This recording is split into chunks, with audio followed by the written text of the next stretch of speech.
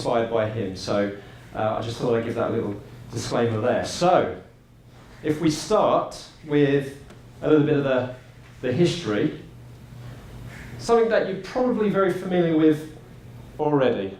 So this is an amazing YouTube video that you can look at your own time. So I'm not going to play the whole thing, but it's from the American Natural History Museum about world population through time. So it's very easily you can find.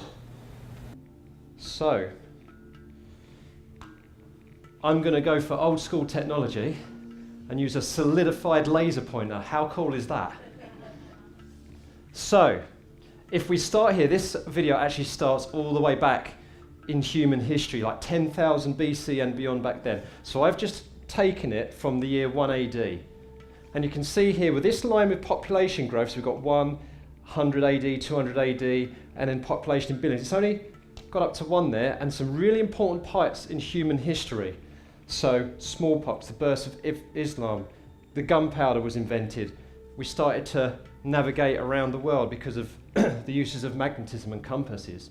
But the one thing I really want you to point out, to look at, is that throughout this whole time in human history, that population line doesn't seem to be increasing very much at all.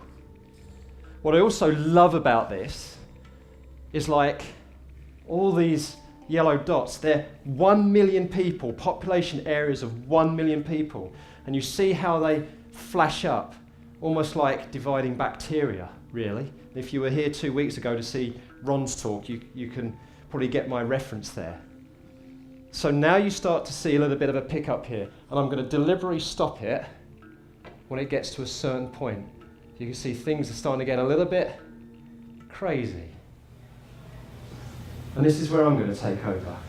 But the key thing to take from this in particular, you can see that until we get to relatively recent history in the Industrial Revolution, as I'll come into a bit more, population growth rate really has been quite stable and steady. So, let's go back to this. So I'm going to overlap with that graph just a tiny bit. So down the bottom here, we have the year 1600 to the year 1800. So I've overlapped a tiny little bit with that population graph that you've just been seeing. On the y-axis here, we have the number of billions, the whole human population. So I've simplified it here, so 0 billions, 3 billions, 6 billions, all the way up to 12 billion there. Let me give you the state of the family, the demographics at this time in history. On average, around the world, 2 parents will have on average 3 children. But that kind of doesn't make much sense, doesn't it? Because if you look at this graph and what you saw, surely that means the population should actually shoot off, but something really tragic was happening at this time. 4 of these children were dying before they reached adulthood and became parents themselves. Now, to coin a phrase from Hans Rosling, people by this stage in human history were never living in ecological balance with nature, they were dying in ecological balance with nature. Kind of the way that some people think we're going to go soon, that Mother Nature kind of keeps population in check. But of course, the main concern is what we know happens next. But for good reasons. So think of this. Advances in healthcare, improved access to clean water. Well, now we start to get this happening. More food, better education, better access to wages. And then the population started to increase. We think this is great, but perhaps the negative consequence of this. Surely this has got to do with having more kids because things are getting better. Well, no. This might surprise you. We've gone down to an average of 5 children per couple. This is the difference, and this is the misconception about having more children is what I want you to dispel right now.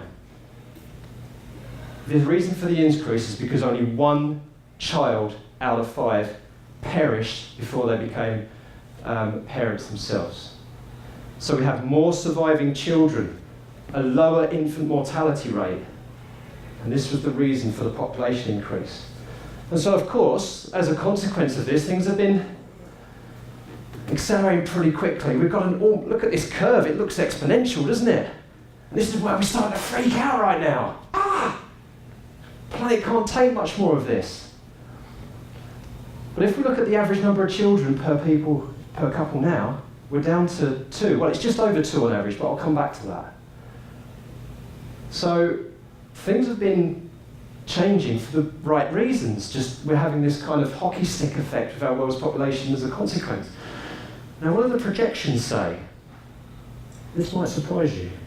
Anyone have a guess? Is it going to continue to increase, accelerate, or decrease in growth rate? What do you think? Just like some of my students at school, that is. There's going to be a slowdown. There's going to be a slowdown by what we call a natural demographic change, a change in the way that the demographics, the dynamics of the size of the family, because of this only having 2 children now, both surviving into adulthood. I want to show you something incredible, and I strongly suggest you have a play around with this yourself.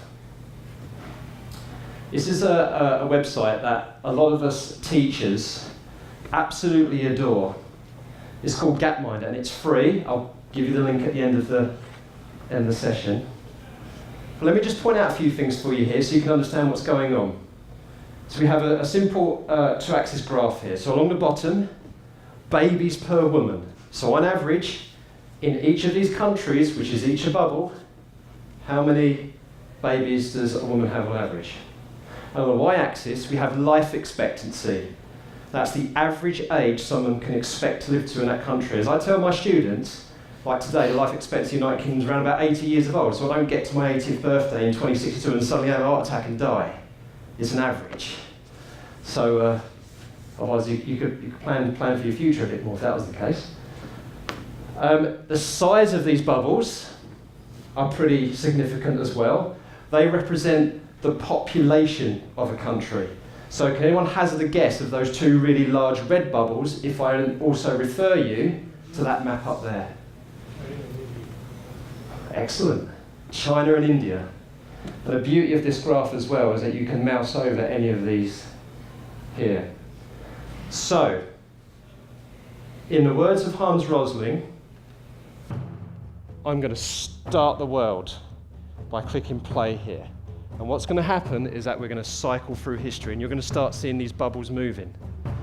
So things are a little bit crazy. A lot of these bubbles are quite static because we are estimating the number of children and the life expectancy of each of these countries. So a lot of these are not moving at this point in time, but then you start to see more and more of these bubbles move as we start to get more demographic data. What is going on with this country? That's Poland. I mean, obviously they couldn't decide how many children they wanted right there, could they? Okay. Well, we'll keep an eye on this little bubble here. This is Ethiopia, and you'll see it jump down every now and then because of famine, because of civil war. Okay, now you're going to start seeing some movement. We're starting to enter the Industrial Revolution. Look at those yellow bubbles.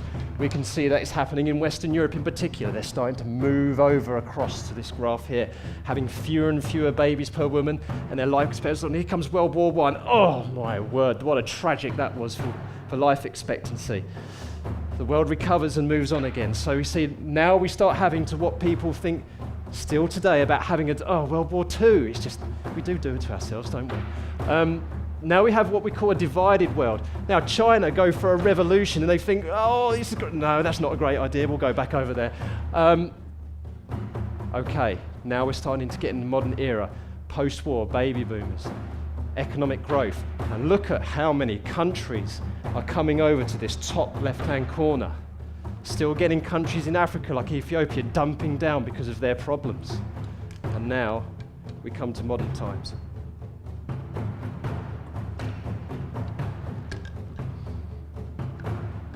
So, this may surprise you, but we still have this misconception. I'm going to take you back to 1963. It's a matter if I don't stop on it exactly. That'll do, that's fine. So 1963 was a really, really interesting year because the UN data says that the average number of babies per woman was 5, a fertility rate of 5, right here. But if I do that with my shadow, with my stick, can you see how much of a divided world it is? This is 1960s. I don't know about you guys, but what you hear in the media and what you see, are we still thinking like we're in the 1960s? Still hear terms like about the first world and the third world, the developed world and the developing world. Well, those terms are keeping us in the 1960s because you've seen what's happened next with this data. You've noticed that as time has gone on and we've gone to modern day, the latest statistics 2015, we have a hell of a lot of countries in this top left-hand corner. The average number of children per woman with the latest UN statistics is 2.49 worldwide. Not in just European countries or in North America, worldwide. You can see there is plenty of blue dots up here as well, which are almost down to 2. South Africa, Egypt, Morocco, Algeria, quite a lot of northern African states. Tunisia, we know why China's all the way down there. You know, go over there to the left, you know, forcing it over the one-child policy, which they've decided to stop now because of the adverse effects it was having. So, can I just have a show of hands about who actually saw Ron Hitchman's talk a couple of weeks ago after dark? Oh, good. So you guys will know exactly what I'm referring to. Fantastic talk, as he was talking about the exponential function and growth rates. So I'm going to kind of do that myself here, just to tie into what he was talking about, especially for you guys who have been. So, I'm going to take you to 1543, the age of the scientific revolution. I've a bit of a problem with that clip art. When you type in scientists in Google, don't you always get that kind of image? Grey hair, you know, want to blow up the world, male. How stereotypical of science, isn't it? You know that the best scientists are female. I'm not just saying that, I know it for a fact. But I give you this date for a particular reason. Population doubled from 500 million to 0.5 billion, so a quarter billion to 500 million. It took 700 years to get that, to double. That's a growth rate of 0.1%. So it's a very steady growth rate. Let's take you to the next time in history, Napoleon. Oh, by the way, do you know that Napoleon wasn't actually short? Okay, he was short, but he was actually average height for a Frenchman. The French were short. I would say that as a British person, wouldn't I? But seriously, people were actually in the Victorian times a little bit less taller than they are today, so it's a myth that he was short. But 1803, the start of the Napoleonic Wars, this was when the population doubled again to 1 billion. Only 260 years compared to the 700 years beforehand. So we have almost a tripling of the growth rate. So we're kind of, any growth rate gives you exponential growth. If the growth rate stays steady, over time, that graph's going to do that. But we're increasing the growth rate. So we keep causing an even steeper exponential growth. Let's double again. 1928. I'm using royalty-free clip art here. Does anyone know what that reference to? 1928? Good. Steamboat Willie. When Steamboat Willie, Mickey Mouse was born. So 1928 has doubled again to 2 billion. 125 years, the growth rate itself has doubled to 0.5%. Let's double again. 1975, the age of the microcomputer. So why we have these, not those massive, great big tape decks. One of my favourite shows is Star Trek, isn't that? Think of watching the 1960s Star Trek again, where you've got the tape decks and, like, you know, it's a computer captain, but not as we know it. 1975, the growth rate again, and now we've got a doubling time of 47 years. This is where it's starting to get frightening, where you start to get all these scare stories. The next doubling projected to 8 billion will be when the solar eclipse comes over the United States of America again, 2024. So not very long. Wait, do you spot something? Things are dropping. Our growth rate is lowered. The number of time it takes to double is increased. Does anyone have an estimate for what year we're expected to double to 16 billion? Shout them out. It's a trick question. We don't know. We don't have a projection. Because the current change in growth rates does not have the world population hitting 16 billion. There is no projection of 16 billion. Of course, if the growth rates revert and go back up again, then maybe, but the way things are changing at the moment, the UN projections does not have us hitting 16 billion. Organisations like Population Matters play on this 16 billion figure a lot. Now, they've got very valid reasons, and what they stand for, is very, very admirable. Sustainable living, ecological footprint. I'm a complete subscriber to these things. But, it's really important to make sure that the facts are communicated in order to make your message more valid. By 2100, our population growth rate will be down to 0.01% at the current changing rates. Let me tell you a bit about why. I'm going to come on something that I really adore.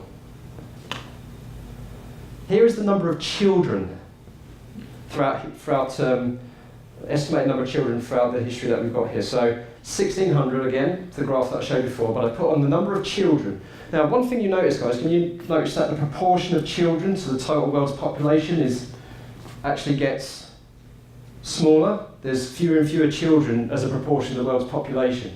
So that's one of the reasons why we have an impact. But then from about 1950, we actually have data from how many children under the age of 15. You see a levelling off there. Demographers are starting to think we have reached what we call peak child. You've heard of peak oil? What about peak child? This is a really interesting thing. Some demographers, people who study population, are not quite sure whether we really have hit peak child yet. The number of children is still increasing, but at a much, much, much slower rate than it ever has and we've had before. But what they all agree with is that there's going to be a levelling off at around about 2 billion children. Now, when I first saw this, I was confused. How can the number of children stay at 2 billion, but the world's population continues to increase? Anybody else think that? I'm going to go low tech on you. Again, this is not my idea, inspired by Hans Rosling. I want you to imagine that each one of these blocks is 1 billion people. One block, 1 billion human population. So if we have 2 billion here, here's our children, the under 15s, 2 billion children. We have 2 billion 15 to 30-year-olds. I'm not in this age group anymore. Oh well, this is my age group. I'm part of, these are rounded numbers, but for illustration purposes, they're accurate enough. I'm this age group, 30 to 45s. 1 billion of us. 1 billion 45s to 60s. And 1 billion over 60s. There's your 7 billion. We know the population is 7.6 billion at the current time. So I'm just going to nearest billion there. So here we go, watch this. How is it we can have only 2 billion children, but the population continues to increase? Well, anyone that knows what happens to this age group eventually? It happens to all of us? Yeah, you must work in a hospital, right? Okay. But everyone else grows up 15 years older and have 2 billion children. Same again, time to celebrate their existence, their life, they're gone. And they grow up, everybody else grows up 15 years and have 2 billion more children. Same again, time to die. Oh, without changing the number of children, without yet changing the life expectancy, even though it was a very good suggestion, I have an extra 3 billion people here. Just from the simple, inevitable fill-up of adults. Why? Because the children aren't dying, or not much above the replacement rate. 2 children, almost all of them are surviving into adulthood, on average around the world. I do have some good news for the over 60s though. Life expectancy is expected to increase, so we are going to have about 1 billion 75s and over by 2100. There's our 11 billion projected by 2100.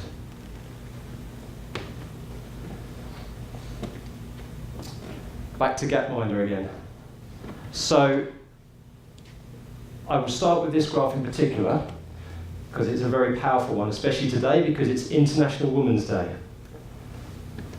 Okay, so I'm actually going to show you what you can do with this here. So if you go to gapminder.org/tools, you can have a play around with this graph, and you can change your axes. So I'm going to go straight to what I want. So I want to change this to education, mean years in school, the average number of years in a country that women currently aged 15 to 44 are in school for. Right, so of course this is a bubble graph, so I need to get the music going. So let's stop. You gotta be kidding me. Let's go for something a little bit more realistic, eh? Right.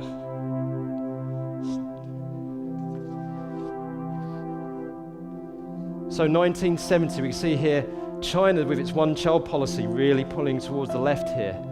But quite a few countries are getting more and more women, not just into school, but into school longer.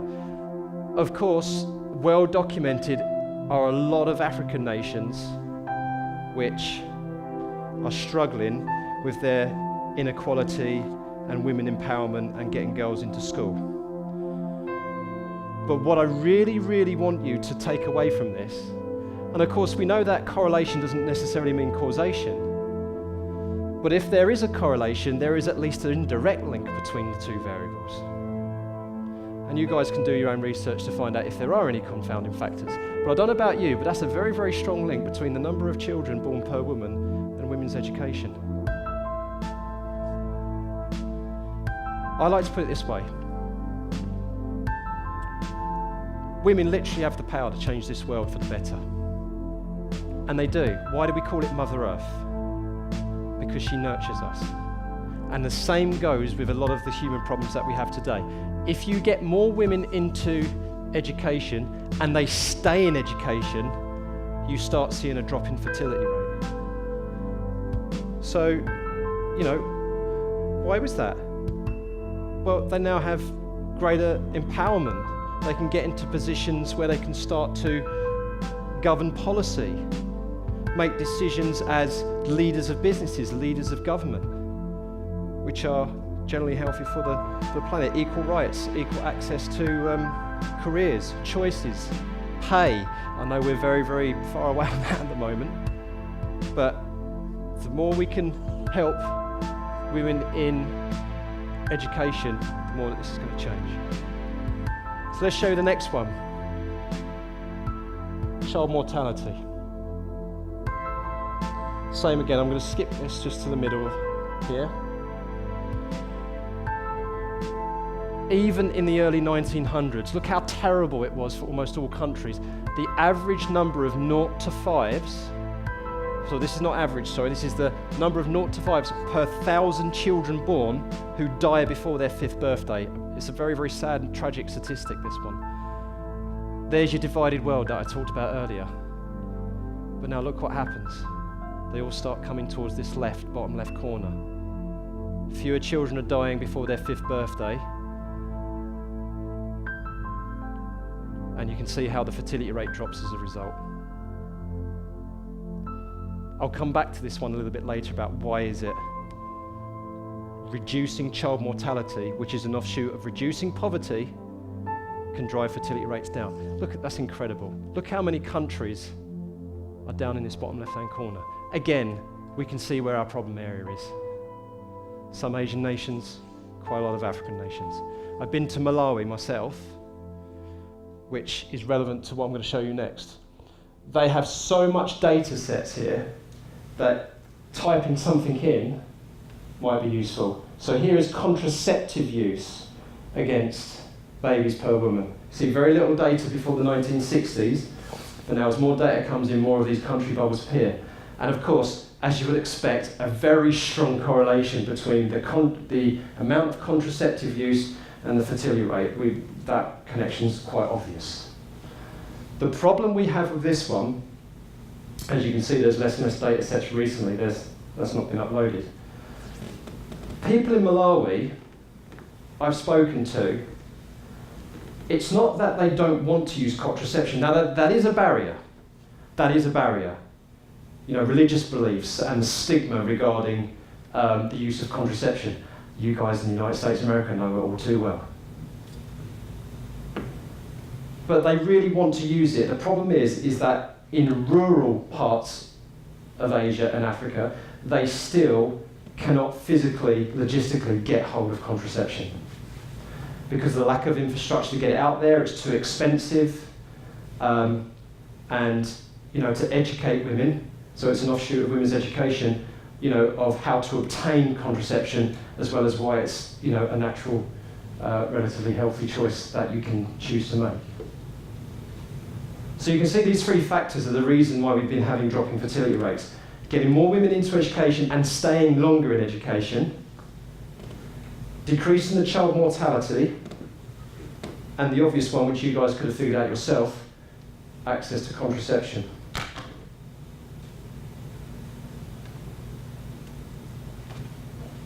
So there's those three factors just there. I'm going to turn it over to Hans Rosling now, and he's going to explain a little bit more about this myth. Will saving poor children lead to overpopulation? Short answer, not really. Quite the opposite.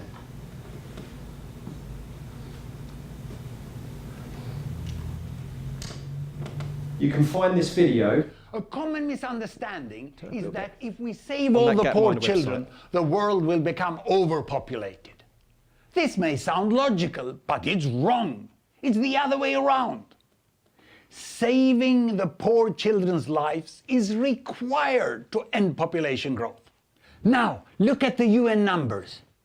Poor parents, on average, have 5 children, and 1 dies. Look, 2 parents are replaced by 4 surviving children in the next generation. This means population is growing very fast among the poorest. This is the average family in the worst of places like Congo and Afghanistan. Today, where child mortality is highest, that's where population is growing faster than anywhere else. How many people live like this? There are 7 billion people in the world, 1 block, 1 billion. The poorest 2 billion, they live like this. The other 5 billion, they have this average family. 2 parents having 2 children, and there are few child deaths. This is the majority of the world population, not only Europe and the US, it's throughout religions and cultures. China, Iran, Mexico, large cities in Africa. Today, in most population, children just replace parents, and the size of generations are no longer increasing. This means the population will stop growing. How did so many people end up with small families? Well, their children stopped dying. As they left extreme poverty and girls got education, parents no longer had to compensate for child death by having many babies. And a large family stopped being an economic necessity or a social status symbol. And with modern contraceptives, parents across the world, the majority, decided to have a small family. So, by saving the lives of poor children, and helping the last 2 billion out of poverty, these parents will also decide to have fewer children. And fewer. Eventually, reaching the 2-child family. That showed the UN family size forecast up to the end of the century. Then the world population is expected to stop growing. Before it stops, another 4 billion people will be added to the world population. 4 billion more, that's a lot of people. But the longer poor children keeps dying, and this change is delayed, the more billions will be added. So, ending population growth starts by saving the poorest children. He's so much better at this than I am. So, from the horse's mouth, if you like, he's just using UN data. So, Hans Rosling mentioned, the barriers to reducing poverty. So here's the three that I've categorised into them. The things that can stop this natural demographic slowdown of the world's population. So these are the things we've got to be concerned about. Not necessarily the number of people, because that's sorting itself out. It's making sure these things are sorted out. Population will take care of itself. So inequality. The more poor people you have, as Hans mentioned himself, you have a lot of people who can't access basic services, clean water, nutritious food. They can't spend money in the domestic market, which means the country itself or the region itself can't develop. And then that cycle of poverty just reinforces itself. So dealing with inequality against the rich and the poor is an absolute vital one. We know this is a big one today. Probably the biggest challenge that humankind is facing, and that's climate change and the environmental degradation that's a part of that as well, and the other environmental degradation that we're causing, like deforestation, etc. This planet is nurturing us. Every single thing that you are doing right now, the energy that you're using, the sip of the water you're taking, the alcohol that you're drinking, the chair that you're sitting on, this all comes from this one planet. So of course, if you destroy the planet for economic gain, it's going to stop producing resources for you, and then we're going to start having poverty again, and then we'll go back into that cycle. And of course, climate change is causing more and more places to become less suitable for human habitation and making the quality of life and the standard of living drop, which forces people into poverty. And of course, these two things quite often lead to the third thing, but I put it as its own category, and that's war. Because that always drives human progress back if you have war. So if there's something we have to avoid, and I don't know how confident you guys feel with your current administration or the way that politics is going at the moment, but war is an absolute necessity that we need to avoid. Think of the country suffering more right now, and one of the highest fertility rates in the world, Afghanistan. Because of the war there and the civil war, Syria, fertility rates are going back up again. So we need to avoid war. So I've got a treat for you guys. That's pretty much an extended version of the talk that I gave on Saturday, but for you guys who stuck around to the end, I want to pay a little bit more of a tribute to Hans Rosling, because he unfortunately passed away around about this time last year. And at a national conference to fellow teachers, I wrote a little sonnet for him, a little ode to Hans, as I call it. So as a thank you for all the work that he did when he was with us, and to kind of like give you a little bit more about my inspiration for this talk, ladies and gentlemen, I give you my ode to Hans Rosling. Now, I'm a bit rusty, I haven't done this for a year, so you'll have to forgive me. Oh Hans, how you start my world, how you give me hope, your optimistic tone and your passion, it re-engages this aging geography dope. Your use of data is a statistician's wet dream. Visualised in ways I can only admire, so colourful and bright, Hans, even your trousers are on fire. Oh Hans, you lifesaver, in more ways than one I can tap through bubbles, scatterplots, trends, and the message is clear. Mind the gap. Doesn't really exist anymore. And I, Hans, have become a gap minder. Make me a disciple, Hans, please. I'll spread the word through your graphs, changing axes and dates and data with ease. Thank you for helping teachers like me battle kids who make mountains out of molehills. Oh, God, they do, don't they? To see how income is really spread and around the world is a thrill. I can see how we Brits are so privileged, Hans. I mean, for the rest of us, it's getting less glum. Hans, you have me on your side. I'm sold. And so is my firstborn son. He was 2 years old. He was actually 2 years old, gripped by this documentary by Hans Rosling. No word of a lie. After all, he is only 1 in 2 billion. since we have probably reached peak child now. Your wizardry in a BBC documentary, Don't Panic, has clearly shown me how. And those phone blocks, Hans, why didn't I think of that? Such a simple concept, addressing the overpopulation tit-for-tat. So, throw me a snowball, Hans. I'll show them the spread of wealth. Pass me the rope and pegs, my dear Prof. I'll spread the word on poverty and health. Let me grab your solidified laser stick. A lot of inspiration. I'll pass on your data treats. And before the day is done, Hans, take me with you to Dollar Street. Photos of family across the world, across incomes, from the rich of your beloved Sweden to the relatively poor in Indian slums. Homes, doors, bedrooms, plates of food. Lose so many ways I could take this to task. Perhaps a development compass rose or two. It's a favourite tool of us kind of teachers. But Hans, I have to ask, why did you have to leave us? My dreams of watching another TED Talk are gone.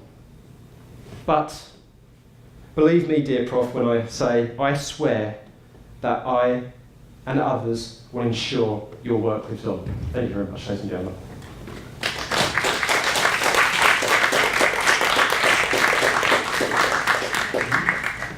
So, I'll just end on the quote.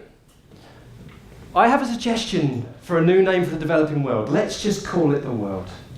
And just treat it like we're all humans and we can all solve this problem together. So if you're interested in any of the things that I've shown you today, World Population Histories.org is a fantastic website, kind of giving you a really graphical version, an interactive version of kind of the video I showed you at the very, very start. Gapminder.org. This one comes with a health warning. You could spend hours on that. It's absolutely amazing. And if you like the way I've presented today and you're interested in finding out more about why my brain ticks, that also comes with a health warning. That's my website there, and you can follow all my shenanigans at georamblers.com. Thank you very much, ladies and gentlemen, for coming. I really do appreciate you being here. And have a good evening.